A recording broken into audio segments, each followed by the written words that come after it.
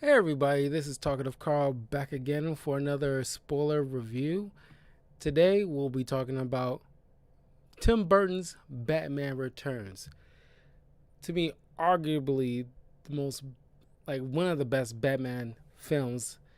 I mean, obviously not better than The Dark Knight, but it's arguably is up there with Batman Begins, Batman '89, and Dark Knight as far as the best Batmans, and probably pretty soon Matt Reeves' Batman will be up there to that level too. But honestly, this is it can be easily just like Die Hard, one of the best Christmas movies too. Now, this is right when when Tim, after the success of Batman '89, Tim Burton pretty much has got like a full blank check to just do whatever he wants with Batman in this film, and he did, and he took full advantage of it. Much to their later chagrin, now they kind of took a complete heel turn, thinking like, oh, okay, now I get it. I mean, like I'm older, so I'm a little bit more understanding as to why certain parents back in the day probably would have freaked out after seeing this movie because of certain stuff that might have not might did transpire, with like Penguin biting a dude's nose, to the point of gushing blood, and the sexual innuendos, and the BDSM of it all kind of situation. But I don't know. It's just like Tim Burton at his finest with this, and uh, I mean, it's like I said, I get why they have to do a complete 180 in the Schumacher films, because now they got to sell toys, and you can't sell toys if you got like a person going crazy and a penguin creature and biting people's nose off and all this other stuff. You can't sell the kids, can't market the kids that way. But I'm pretty sure they kind of obviously gotten away from that after or at least found some kind of balance after the Schumacher films, and like, okay, we can't make it too kiddie because obviously nobody wants to go see these things. So, Nolan brought it back to well, I won't say middle ground, but kind of regressed the character to its very realistic form, true to form. But then Zack Snyder got it back into, probably with the same ethos as Nolan, with a realistic, gritty Batman, but put it into the DC universe in the fantastical. But I think Matt Reeves kind of put him in like a good, proper place. And whether or not Robert Pattinson will be the new Batman for the universe moving forward, we'll see after the events of Flashpoint. But anyway, yeah. So this is carry on after the events of uh I'm not sure like what's the timeline is, but I think it's give it like a generous year, and you can tell by the fact that the costume, just by the abdomen part, there's been like some a slight upgrade into the suit from where it was previously in the past film.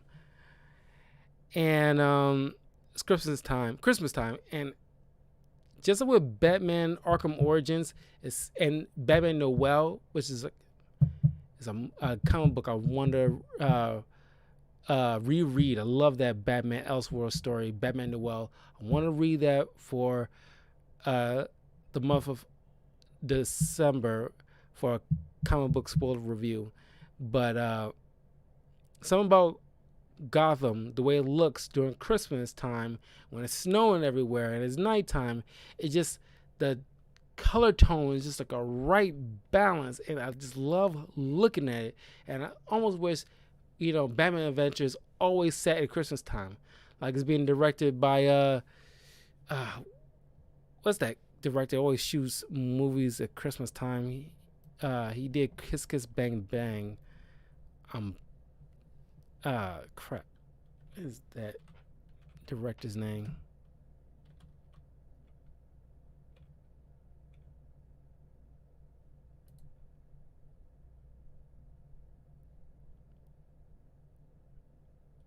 Shane Black.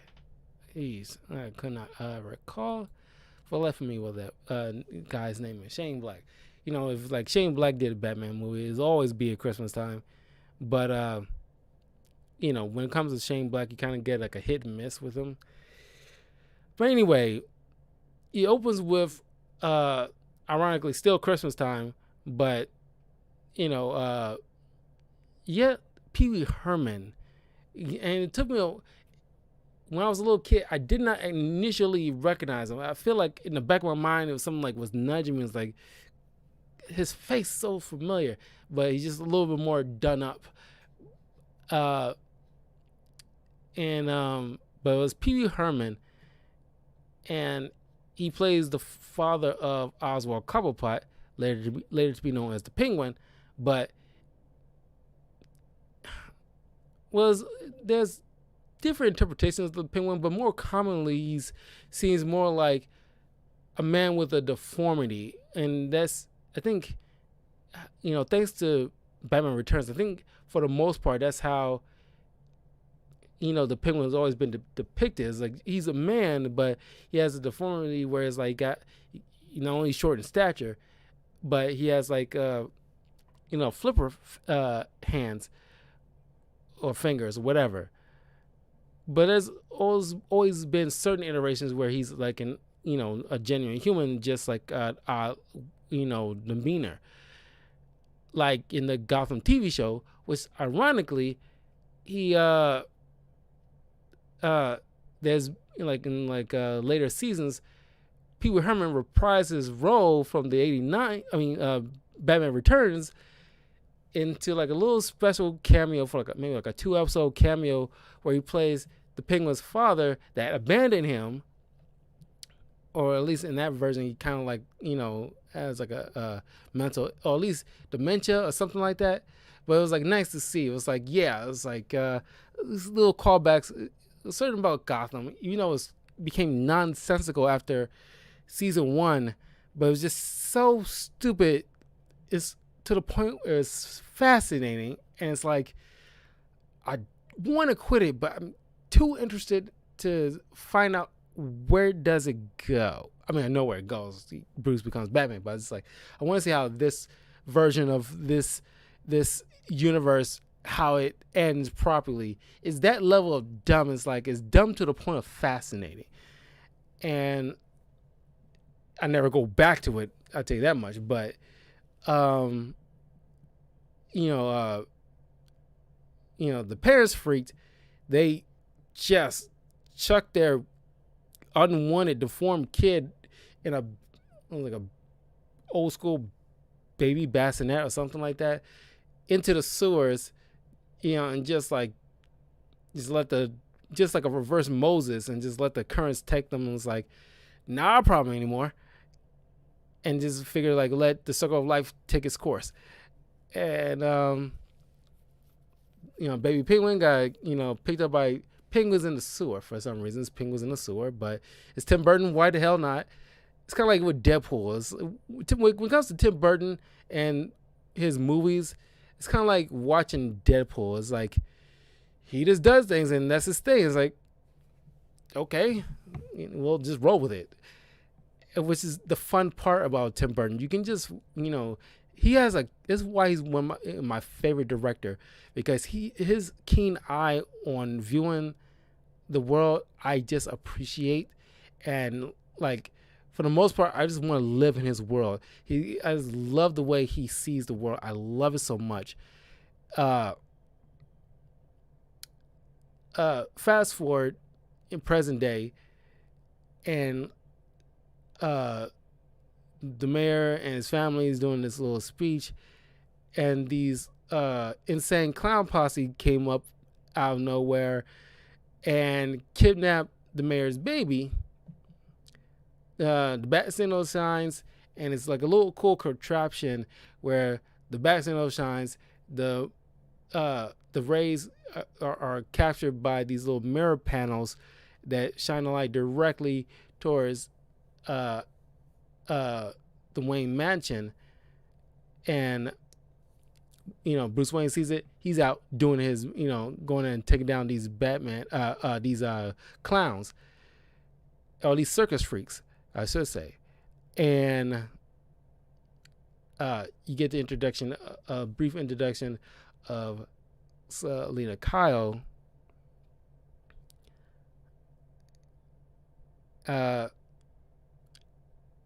and played by Michelle Pfeiffer. We'll get into her in a minute. I love her role in this, and I just want to dedicate a moment to that in a little bit. But you also get to see a villain that I really wish, with comics especially, but like certain other Batman shows or whatever, will bring back, is Max Schreck, played by Christopher Walken. And I love that character because he's pretty much like a foil for Bruce Wayne. He's kind of like the way Justin Hammer was with Tony Stark. I want that for Bruce Wayne with Max Schreck. Now, I really wish, if I was writing, well, there's too many Batman comics as it is, but if I would have write a Batman comic, I want to bring back Max Schreck because I love, the characters in this film so much. It's like honestly the best sequel to a Batman film, one of the best sequels to a film in general.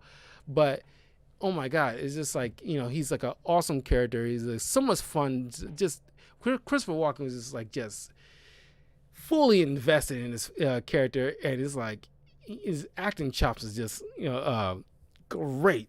Just great to see him just be menacing and just a whacked out Wall Street douchebag, and you get the guy who played Zangief in the Street Fighter movie who was co-starring with Jean-Claude Van Damme back in the day.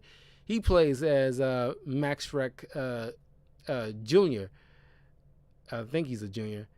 And you should see his expression of Christopher Walken, because he's trying to be his son. So you would think, it makes sense, and nobody's hating on his choice of just mimicking Christopher Walken's dialect, because you would think, being his kid, he would talk the same way.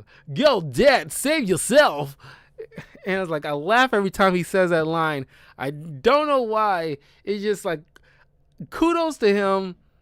It's an amazing choice. And it's like, I love him for it. God, that was so funny. It still cracks me up to this day. And of course, Shrek being just like a very self-interested, self-absorbed man, he runs away without hesitation, even like too much concern with his own kid. And he runs in the alley and then got kidnapped by the Penguin. But you get to see Batman kicking ass. And when I was a little kid, I wasn't really focused on this, but because of the anime series, we all grew to understand that Batman does not kill. That's one of his big rules. But in certain films, he clearly, at the most, he does property damage. But even though in this film, it's like it was mentioned, like he saved on property damage alone, was like I wouldn't say all that. But there's clear indications that maybe not intentionally, but definitely he killed quite a few people. Not even just in this film, but definitely in Batman v Superman, but Batman 89, Batman Returns, maybe not so much in the Nolan versions, but he definitely beat people to the point where he killed Ra's al Ghul just by choose not to save him, but he still killed him. And it's like, by and large, in the movies, Batman, I understand, it's like, realistically, he's kind of hard to avoid, even though he probably would want to. It's probably hard to avoid someone, like even if it's a bad guy, dying, by your hands or on your watch kind of situation. But he lit a fire breather on fire with his turbo boost on his Batmobile, which is kind of like intense, like holy shit.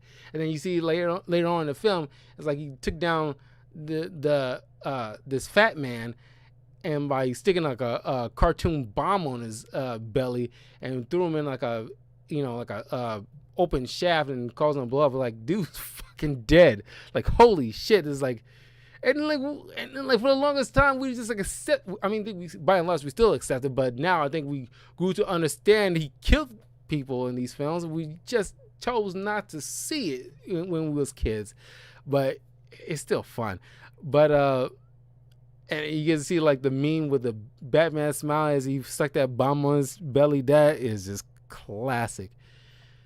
But then he saves Selena Kyle from this circus freak who's holding her by taser point, and he takes the guy down, and you get to see like just Selena's taking the taser off of him and just like keeping it.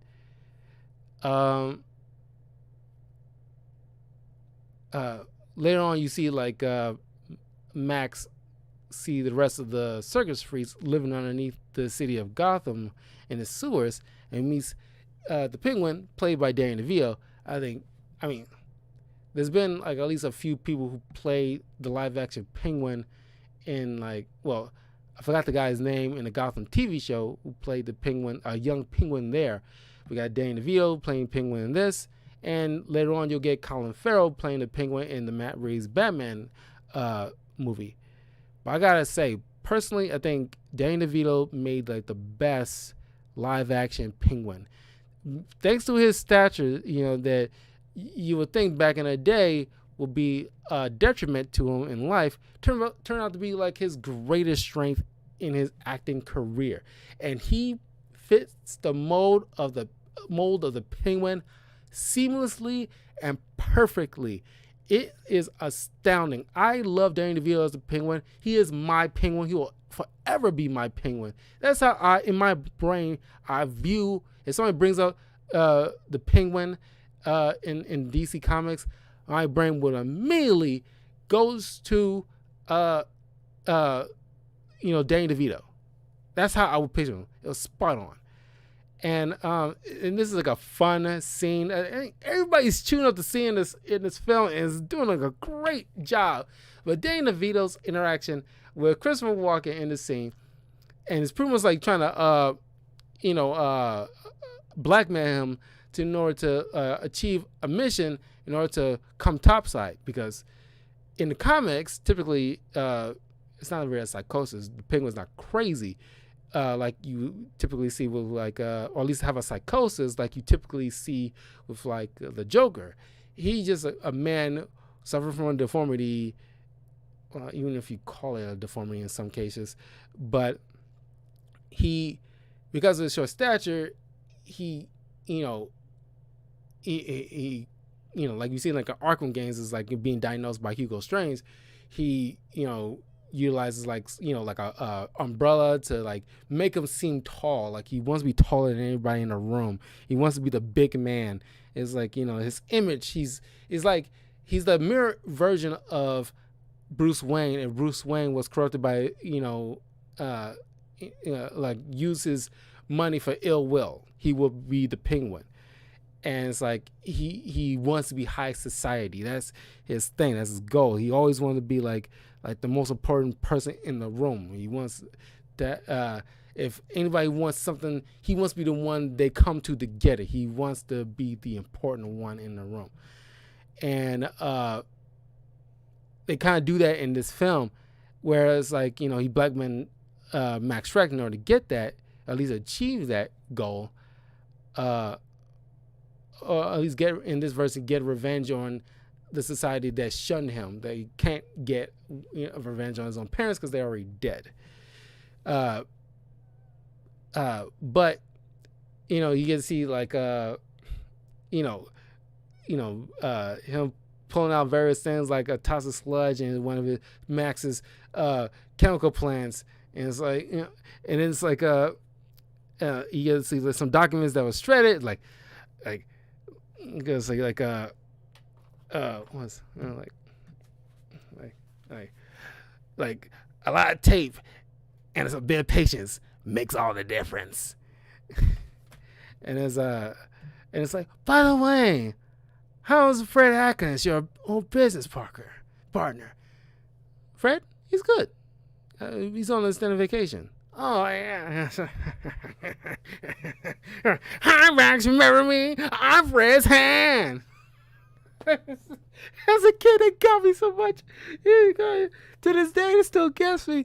It was so brilliantly timed. It still gets me. It was so good. Oh my god! It was like every time, like just for that moment alone, makes the movie worth it. It's so good. Oh my god, it was so good.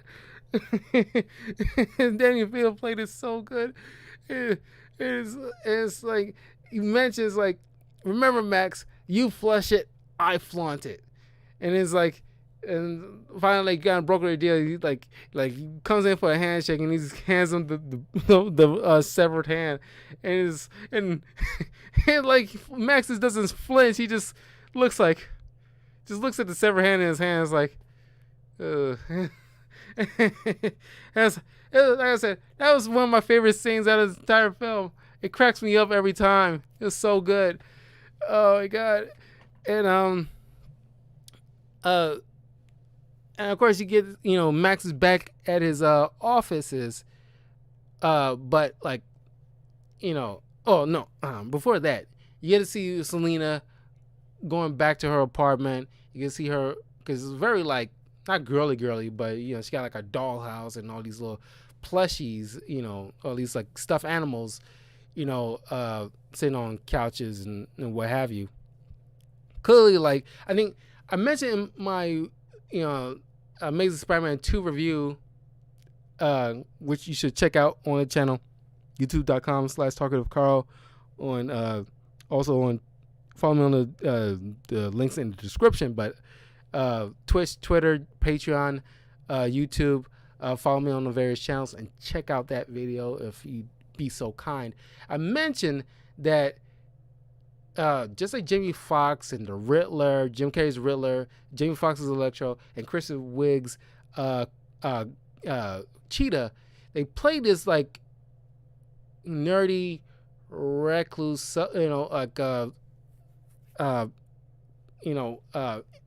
kind of insecure, reserved people that's holding something back, and it's like kind of like holding in their anger, or at least like, not, allowing themselves to express themselves in a healthy way, and it's kind of like bursting in an unhealthy way.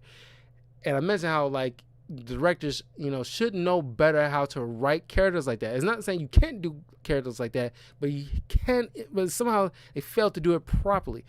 This is Michelle Pfeiffer's Catwoman is like a perfect example of doing it properly, as like she's it's just like because clearly she's like, you get to see a little spurts, like when she like tased that guy and got a little kick out of doing that. It's a little thing that she wants to do, but she's holding herself back, and it's kind of like it's not society's norms that I gotta fit in this box and kind of situation. You see the dollhouse, she fitting everything in this little box, in her own house. It's like a little small apartment. She's fitting herself in a little box, and the only companion she has is a cat. But clearly she goes out because she apparently had a boyfriend, but he breaks up with her via answer machine. And even when we had answer machines, it's still not good luck. It's very in poor taste and kind of a scumbag thing to do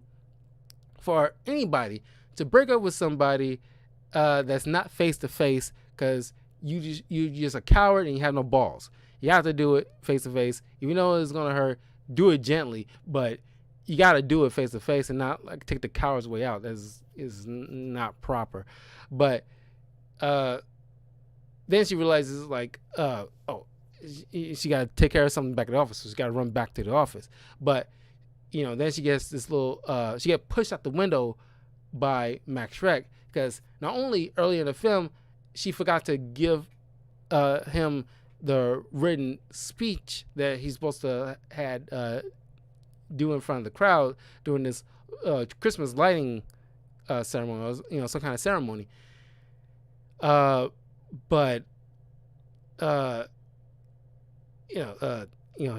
he's just like a complete douchebag, and he's like already agitated about that. But then he sees her stumbling upon some of his ill-gotten business ventures, and then he ended up pushing her out the window. And this part is like just like with like the Beetlejuice snake moment. Him pushing her out the window is probably the only thing that I kind of like cringe at, because it's like, see it coming. It's just the way it was superbly acted, but the way like it was done, it's like, I don't know. It's hard to put into words. Like the way it's done is just like, it's still hard to see.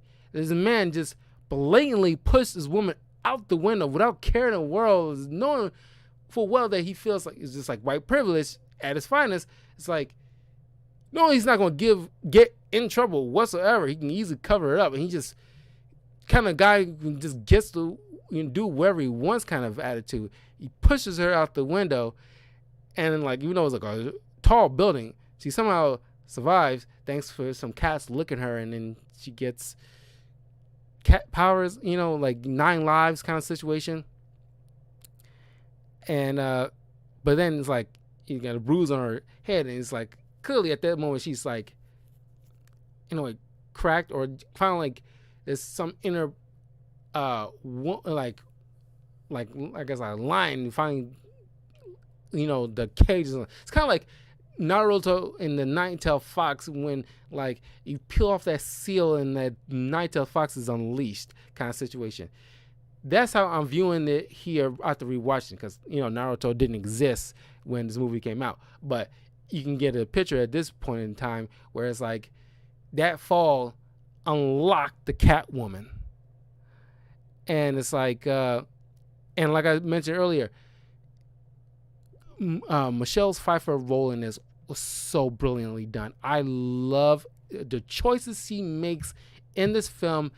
All of it is spot on, brilliantly acted. And even to this day, there's been clips.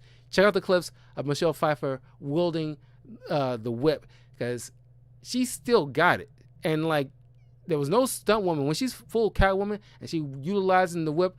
She practiced and she utilized that whip masterfully, and it was like, and she still got it. She she has been like clips of her practicing using her whip, and it's like she's like she knows how to use that doggone thing. But then like she's coming home and like disheveled and like clearly like like she's just like out of it right now. And then like you hear that answer machine, and like you hear that about like you gotta come back to work, like Max needs you for something. Clearly was left earlier before she already left, but after just hearing his voice and just everything coming back into her brain about what she just went through, and like she was just technically murdered, and she just freaks out and tosses, because she just like she grabs like milk out of the refrigerator and pours some all over the ground for a cat, not even directly into the milk bowl for a cat. But then she started drinking it from the carton herself, and then she tosses that sucker right at the answer machine and just goes ham on the room. And it's like, that's what I say, it's brilliantly done. She just like, when like you want to depict a person losing their minds, this is how it's done. And it's like she just wrecks shop in the whole, she's tearing everything up, black spray paint all over the place, and her dollhouse is smashing crap. And then she's just like grabbing leather out of her closet and just, sewing everything up and ripping up uh, all her, stuffed animals. She's tearing away her past life, and it's like, I'm not Lena Kyle anymore. I am Catwoman at this point. I'm finally be able to be comfortable in my skin again. Uh, uh, I'm not gonna be fit into some little box kind of situation. And then, then later on you see her in full garb, and it's like, I gotta say, just a side note, when I was, this came out in '92. When I was a little kid, when I first saw this movie, this is way before I even thought I even liked girls. When I first saw Michelle Pfeiffer as Catwoman, that just unlocked in my brain. It's like, oh, I not only I like girls, I knew in that moment, oh, I like the female form. I think I discovered a kind of a fetish, because I like golf chicks because of Tim Burton, and Michelle Pfeiffer's Catwoman is just so hot, and it's it's my first crush, my first memory of a crush. That was it, and it's the hottest thing I've ever seen in my life, and it's I knew oh, I know what I like now kind of situation, and it's when she wields that whip and that leather and the way she talks and just the attitude, and it's hey, Miss Kitty, I don't know about you, but I feel so much yummier. And I'm not doing it justice, but you get the point. And it's I'm loving everything. To this day, I love everything about it. And she has she aged so gracefully too, Michelle Pfeiffer. Cause she still got it. But then when the Penguin comes officially out, saving the mayor's baby, and then Max, supporting him after he announced that oh, I was left in the sewer by my parents as a baby. I just want to find out who I am, kind of situation. So, Batman of course has to do his Batman thing, and he doesn't fully trust this Penguin guy, and then you find all these reports about these circus freaks and a supposed Penguin Man, and every time they stop that, there's always been reports of a missing child or some kind of situation. He spies on the Penguin while he's in the Department of Records, and he suspects he already knows who his parents are, but he clearly has some kind of other motive. And of course he goes to the graveside of his dead parents, and then and the people are eating it up, and it's things some kind of frog that become a prince kind of situation. And then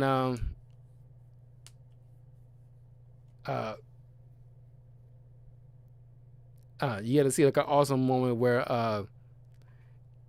Max set up the Penguin in this little it's not a building, but I feel like it's kind of a high-rise kind of situation, and he wants to manipulate the Penguin into becoming the mayor, so that a mayor that he feels like he can control and get away with more so than he can with the current mayor. And he sets all this up and convinces the Penguin to be mayor. And of course you get to see the awesome scene when biting the nose and I like to fill her void. It's all that is just brilliantly done. And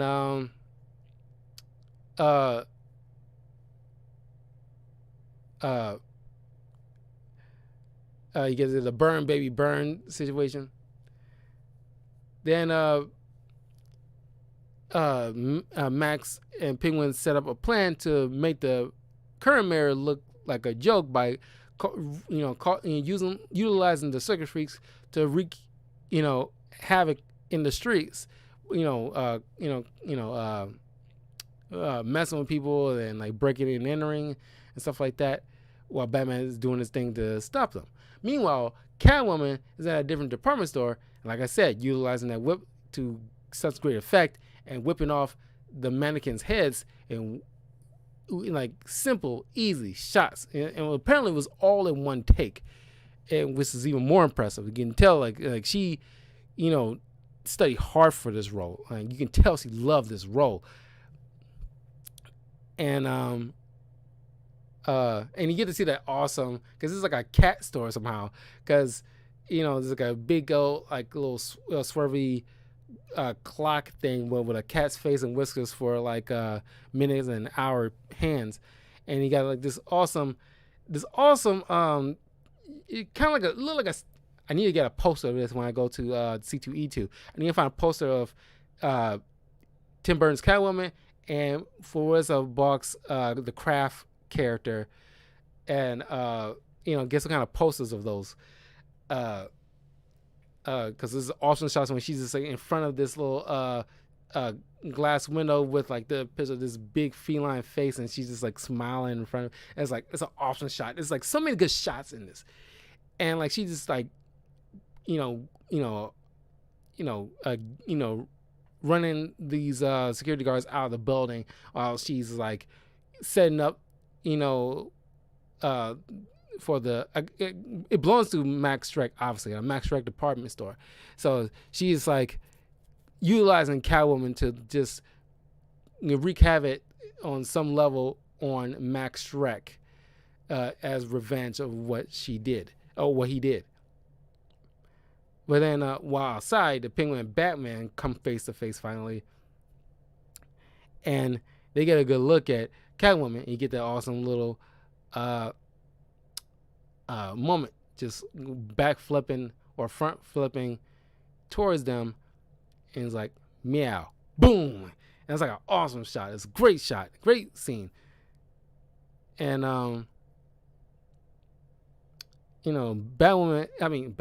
Batman and Catwoman tussle, and like when Batman gets one good look in, and you get this moment, and it's like, and admittedly at first when I first saw this I fell for it too, because I was a little kid, and it's like she says like, "How could you? I'm a woman. I'm sorry." Like, it's like, and you felt bad for a second, and then all of a sudden she like just started kicking ass again. And it's like, I can't believe I fought for that crap. And it's like and then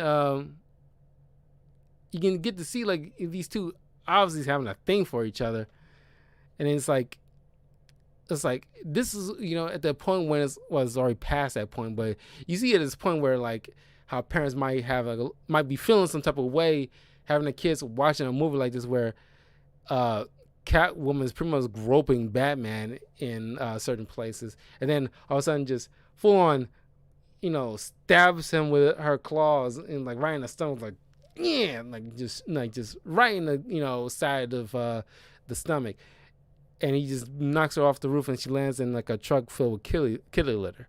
So ironic. And then she meets up with Penguin, and wants to hatch a scheme to take down Batman. But then you get that awesome shot when she's just laying down seductively in his bed, and it's like, and then you get to hear like Penguin's like, "Just the pussy I want to see," and it's like, wow, it's like when Tim Burton goes full tilt, like he does so with no apologies, and it's like, God, I love him for it. And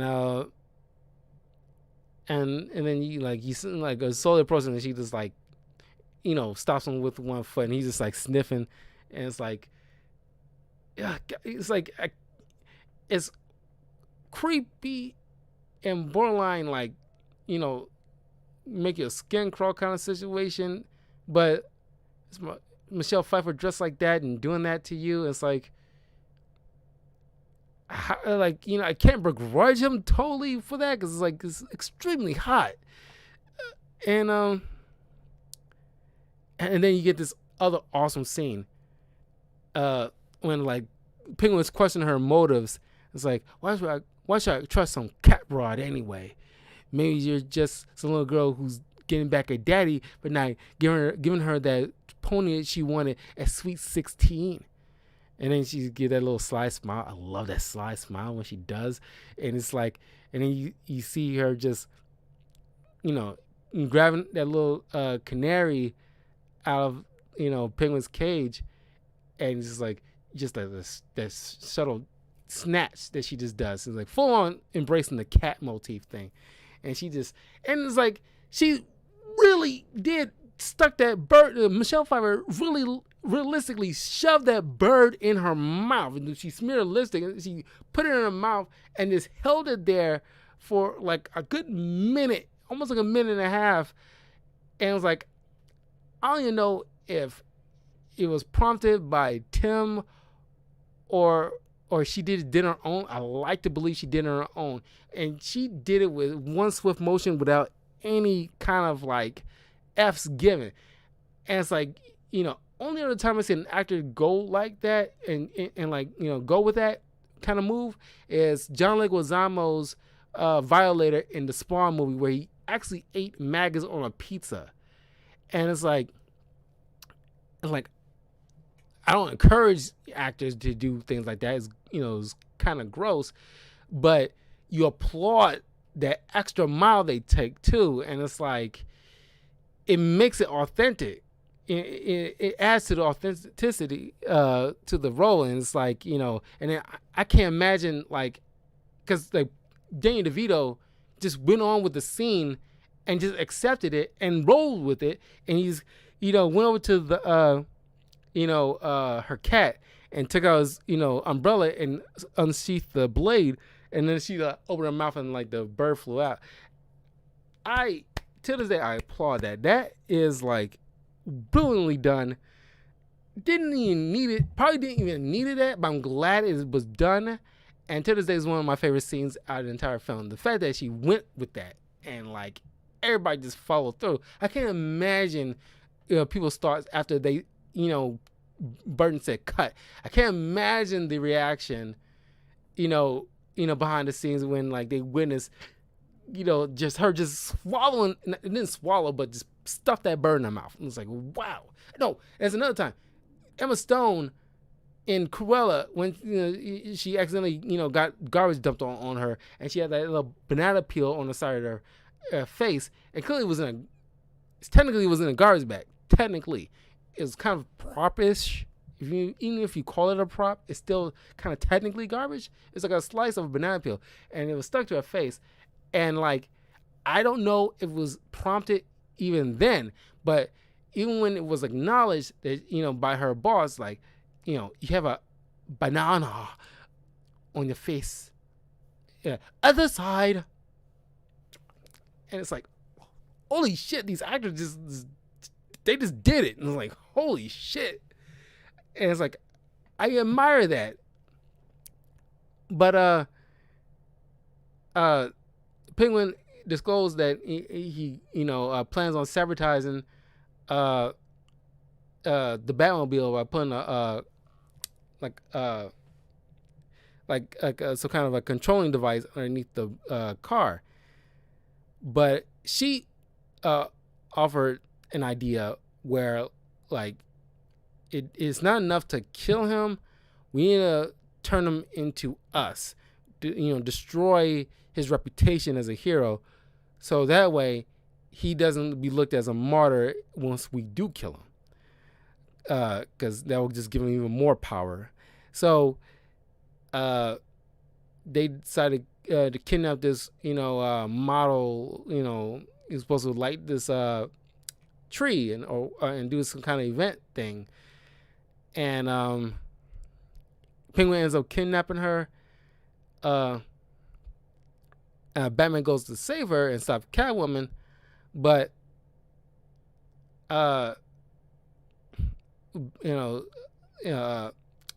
she has some kind of umbrella with her, but did not realize it was sabotaged by Penguin to for like kind of like you know positioned in a way for the princess to be pushed, or at least fall off the building somehow. Which I don't know how like that whole thing can be orchestrated in that way. There's no way he would have known that would have gone down that way. But he obviously did intend to like try to kill her in a way. He didn't care. She fell to her death. Everybody assumes it was Batman because there's like bats flying everywhere out of the umbrella. And it also shocks Catwoman because she mentions like it's like you're supposed to scare the girl and you ain't supposed to kill her.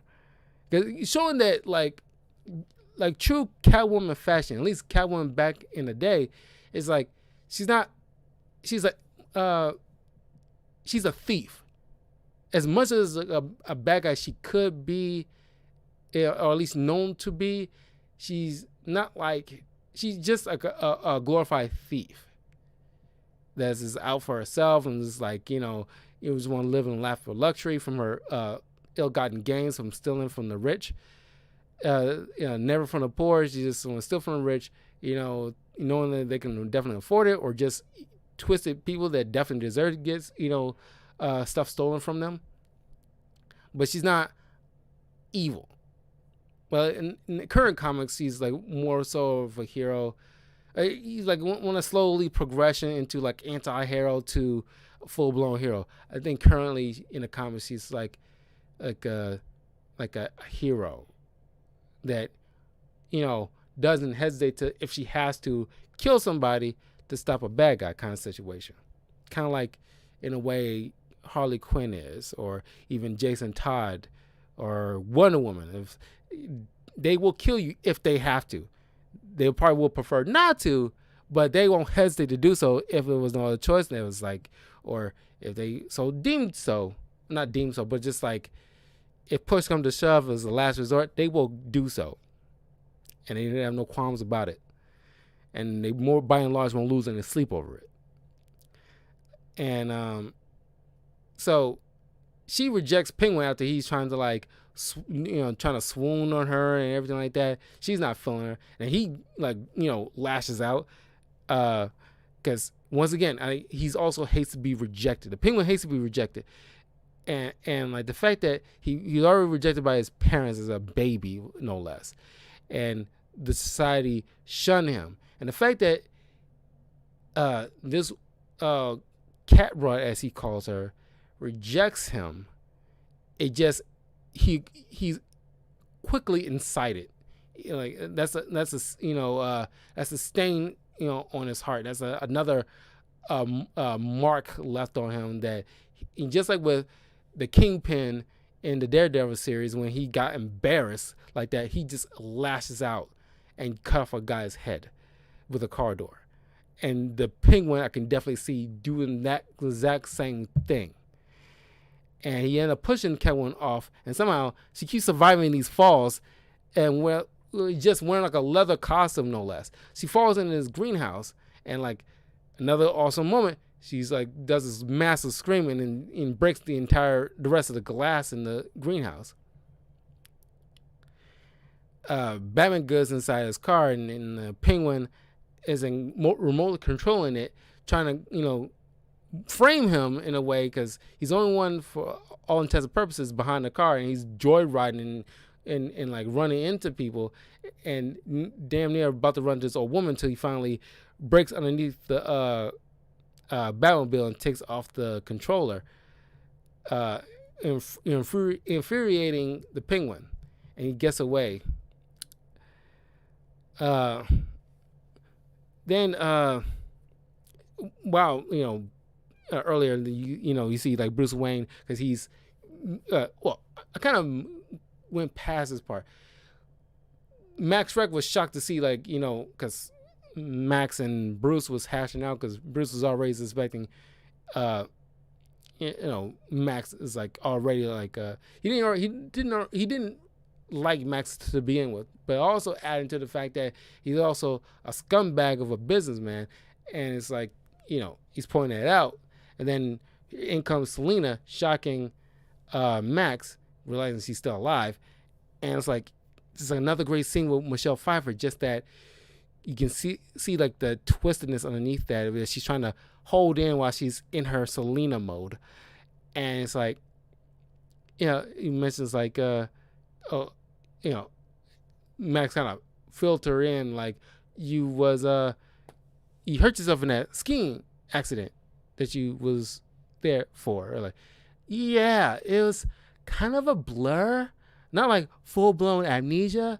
It's kind of like I still remember this and that and the other, and